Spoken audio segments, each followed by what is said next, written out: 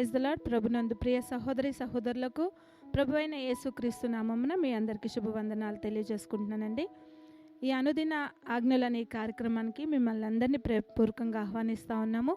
దేవుడు ఎన్నో రీతిలుగా మనల్ని ఆజ్ఞాపిస్తూ మనల్ని నడిపిస్తున్న దేవాది దేవునికి వందనాలు చెల్లిస్తూ ఈరోజు ఇంకో ఆజ్ఞతో మీ ముందుకు వచ్చాను. బైబిల్ గ్రంథంలో నుంచి ద్వితీయోపదేశకాండము 16వ అధ్యాయము 17వ వచనాన్ని నేను చదువుతున్నాను.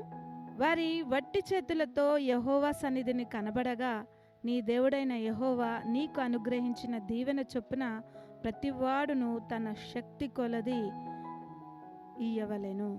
దేవుడు ఈరోజు మనకిస్తున్న ఆజ్ఞ ఏంటంటే మన శక్తి కొలది దేవునికి ఇవ్వాలి. దేవుని సన్నిధికి మనము ఒట్టి చేతులతో వచ్చేవారముగా మనం ఉండకూడదు. ఆయన నుండి మనము దీవెన పొందుకోవాలంటే ఆయనకి మనము ఇచ్చి ఆయన్ని అడిగితే దేవుడు సమృద్ధిగా మనకి ఇచ్చే దేవుడుగా ఉన్నాడు. కాబట్టి మనము ఆయన మందిరానికి వచ్చేటప్పుడు మనం ఎవరం కూడా ఒట్టి చేతులతో రావద్దు. ఈ శక్తి కొలది ఇవ్వమని దేవుడు మనకి ఈరోజు ఆజ్ఞాపిస్తూ ఉన్నాడు. మనకి అపోస్తుల కార్యములో మనం చూస్తాము, గొప్ప పరిచర్య అక్కడ జరుగుతూ ఉంది. సంఘం అయితే విస్తరింపబడుతూ ఉంది.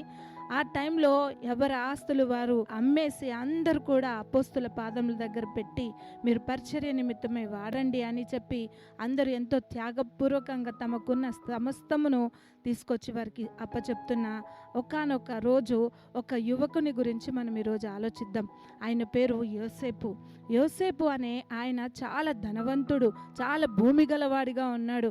అంత ఆస్తిపరుడు అయినప్పటికీ కూడా ఆయన దేవుని పరిచర్య ఇంత విస్తరించడం చూసి తనకున్నదంతా కూడా అమ్మేసి అవంతా తీసుకొని వచ్చి అపోస్తుల పాదముల దగ్గర పెట్టారు. అపోస్తులందరూ కూడా ఆయనకి హెచ్చరిక పుత్రుడు అంటే ఆదరణ పుత్రుడిగా పేరు కూడా మార్చాడు. అంటే బర్నబాగా ఆయన మార్చారు. అంటే ఆయన ఎంత ఆదరిస్తున్నాడో అక్కడ మనకి ఆ పేరుని బట్టి తెలుస్తుంది. అంటే దేవుడికి ఇవ్వాలని ఆలోచన ఈయనకి ఎంతగా ఉందంటే దేవుడికి ఇస్తే ఎవరు కూడా నష్టపోరు అని ఆయన గ్రహించాడు. కాబట్టి రాజ్య వ్యాప్తి నిమిత్తమై ఆయన తనకున్నదంతా కూడా తీసుకొచ్చి ఆ దేవుని సన్నిధిలో పెట్టినట్లుగా మనం చూస్తాం. బైబిల్ గ్రంథంలో కూడా మనం చూస్తాం. ఉత్సాహంగా ఇచ్చేవారు ఉన్నారు, వాళ్ళకి అభివృద్ధి పొందుతున్న కొలది వర్ధిల్లుతున్న కొలది కూడా ఇచ్చిన వారు ఉన్నారు. అంత మాత్రమే కాదు, వాళ్ళ సామర్థ్యమును మించి ఇచ్చిన వారు కూడా బైబిల్ గ్రంథంలో అనేక మందిని మనం చూస్తాం. దాని ద్వారా వాళ్ళు ఏది కూడా నష్టపోలేదు. ఒక మలాకి గ్రంథంలో కనబడుతుంది కదా, మీ మందిరములో ఆహారం ఉండునట్లు మీ 10వ భాగం తీసుకొచ్చి దేవుని మందిరంలో ఇవ్వండి, అప్పుడు అలాగా నన్ను శోధిస్తే ఆకాశపు వాకిళ్ళ నిప్పి మీకు సమృద్ధిని కలగజేస్తానని దేవుడు మనకి ఇస్తూ ఉన్నాడు. దేవుని సన్నిధిలో కానీ దేవునికి సేవకులకు కానీ దేవుడు సెలవిస్తున్నది ఏదంటే నా నామం పేరట గిన్నెడు చన్నీళ్ళు ఇచ్చిన దాని ప్రతిఫలము మీరు పోగొట్టుకోరని. దేవుడికి మనం ఇస్తే ఏనాడు కూడా మనము నష్టపోము. కాకపోతే ఆయన చెప్తున్నాడు ఆకాశపు వాకిళ్ళని ఇప్పి మీకు సమృద్ధిగా ఇస్తానంటున్నాడు. కాబట్టి దశమ భాగము మాత్రమే కాదు, మనం చూస్తాము వర్ధిల్లే కొద్ది ఇచ్చిన వాళ్ళు ఉన్నారు, ఎంతో దేవుని నుండి ఆశీర్వాదం పొందిన వారు ఉన్నారు.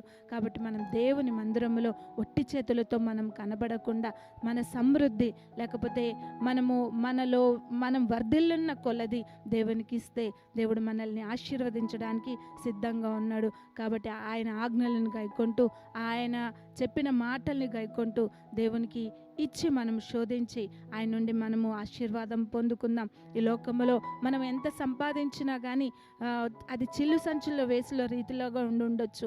ఎంతో ఉద్యోగాలు చేస్తూ నెలంతా కష్టపడి నెలాఖరికి వచ్చే లోపు ₹1 కూడా మిగిలిన వాళ్ళు ఎన్నో సందర్భాలు మనం చూస్తాం. కానీ దేవుడికి ఇచ్చి మనం శోధిస్తే దేవుడు మనకి సమృద్ధిని కలగజేస్తాడు.